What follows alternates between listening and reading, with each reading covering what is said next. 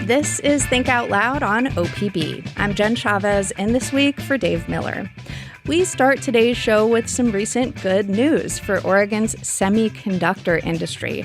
These components can be found in a vast array of electronic devices we use in daily life, from cell phones to home appliances. In 2022, Oregon exported $14 billion worth of these chips. And now, an Oregon consortium of nearly 100 industry, government, and academic organizations known as FAST has been awarded $160 million in grant money. That money will go towards semiconductor research, production, and workforce training in the state.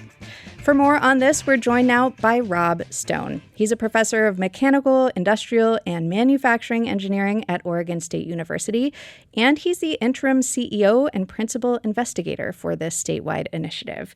Rob Stone, thank you for being here, and welcome to Think Out Loud. Thanks, Jen. Glad to be here. Yeah, so I just want to start us off with a very basic question here. I just mentioned how semiconductors are in virtually every digital or electronic device we use: computers, phones, calculators, household items. For folks who aren't steeped in this world, is there anything else we should know about how they work and what they do? Oh, sure. Yeah.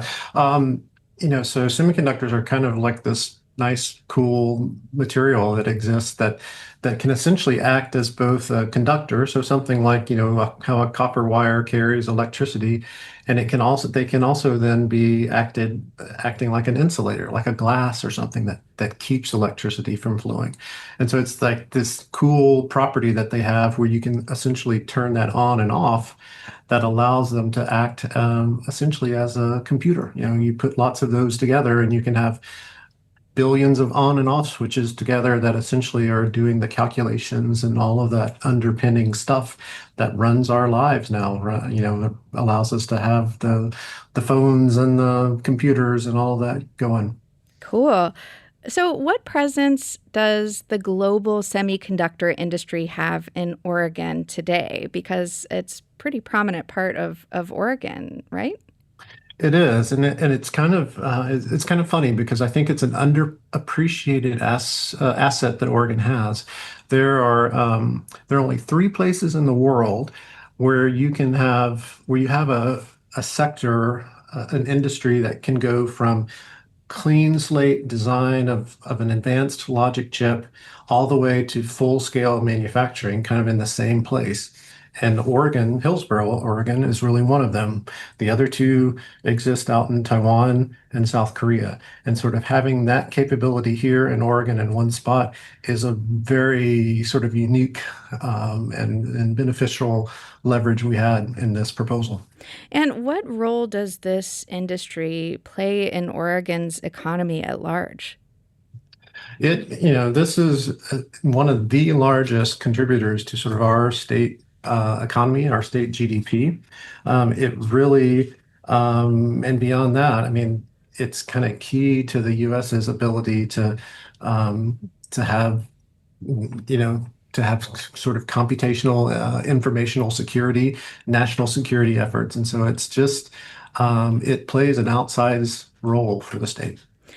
So, as I mentioned, you are the interim CEO and principal investigator of FAST, and that stands for Frontiers of Advanced Semiconductor Technology. I know Oregon State University is the lead educational institution of this big consortium, which is made up of almost 100 different partners. What are the main goals of FAST? So the main goals of FAST are really to help, keep our semiconductor industry here in the state at the top of their game. It's also really to grow and expand that further across the state. So while there's certainly a definite presence in Hillsboro that we often refer to as the Silicon Forest, part of FAST's goal is to sort of help spring up new companies, members of that supply chain down the Willamette Valley, sort of through Corvallis, through Eugene area, and across the Cascades, through Bend and out into Crook County. So our goal is that, in 10 years from now, there'll be a number of new companies here that support the big ones like Intel and Analog Devices, and they'll be scattered about in more places, and sort of more local communities will see direct benefit from sort of the semiconductor sector. Nice. I have to say, Silicon Forest. I had not heard that before. I Oh, like really? that. I Yeah, like that a yeah, lot. that is good. Yeah. So it sounds like you and your partners have been working toward this type of investment that you have received with this grant for some time. What was your first reaction to finding out that it came through, that the National Science Foundation awarded this grant to FAST? Well, I think, when I saw the email, no, and so I'll preface it with this. So I had the opportunity to work at NSF for 4 years, a few years ago. And so I kind of got to know some of their internal workings, right? And so I had an email back on May 1st that sort of gave me the inkling, is like, we would only send those messages out if we knew an award was coming. And I had to read it several times, and then I had to make sure, have someone else read it to make sure I wasn't seeing things. So it was just kind of really just real elation and sort of jubilation. And it was such a nice end to sort of an effort that so many folks, you said the nearly 100, we're at 99 sort of partners, if you will, in this endeavor. And so many folks have put so many hours in over the last 2 years to get us here. So it was a wonderful feeling. Well, congratulations. And I kind of want to take the main priorities of FAST Mhm. one by one here. Okay, so Okay. first of all, what do you see as some of the most exciting ways that research being done at OSU and other higher ed institutions are contributing to this technology as it evolves? And how will this grant support that? Yeah, that's a great question. So we spent like the last 2 years kind of working together and sort of getting ready to turn in the proposal for this award. So in addition to Oregon State, there's University of Oregon and Portland State that are really involved on the research front. But with our sort of partners in industry, some of the example areas we've been working in is like about memory performance. And so you think about how fast and speedy the chips themselves have gotten recently. Memory has not quite kept up, and so we've got to sort of address kind of that gap that exists between being able to process really fast, but then having to sort of wait for the to go and retrieve some bit from memory. So that's one of the areas. Another one is, as these sort of transistors in the chips have gotten smaller and smaller, and you can pack more into the same space, what that creates is now a really power dense sort of configuration. And so there's a lot of sort of power going in, and it heats it up. And so we need to find new ways in which we can cool these materials so that they can continue to perform. And so there's some power delivery and cooling topics as well. And other things around operational innovation. But all of those topics, through the discussions we had as over the past couple of years, several of our companies decided that there was enough interest, enough sort of expertise that existed across the three institutions, and enough interest on their parts that they actually went ahead and started funding some work to be done with folks at Oregon State and University of Oregon, along with companies such like Tektronix and Intel and Siemens and Lam Research. And so we've actually started some of this work even before we knew if FAST was going to be funded. Amazing.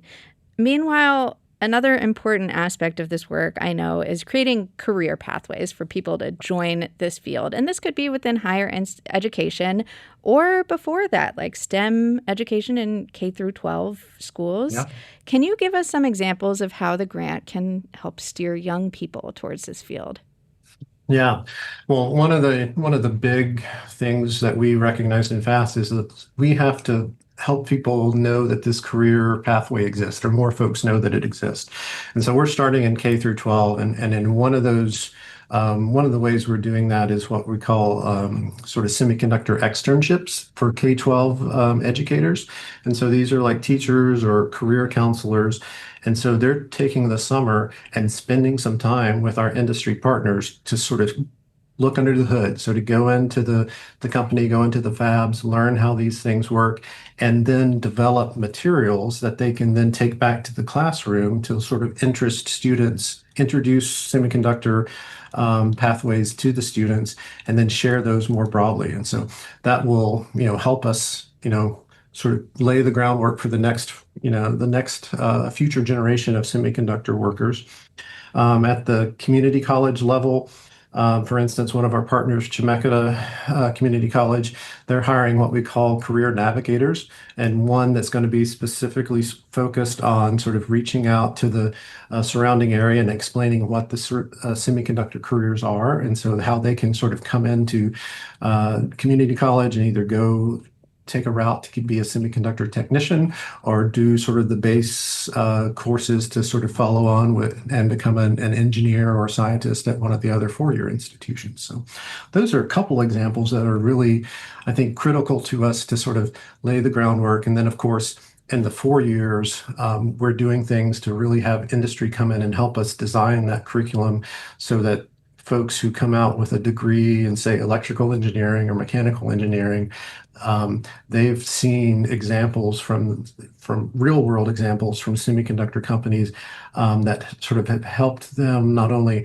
generate interest, but sort of generate knowledge and be able to sort of step into those roles more quickly with less training once they graduate.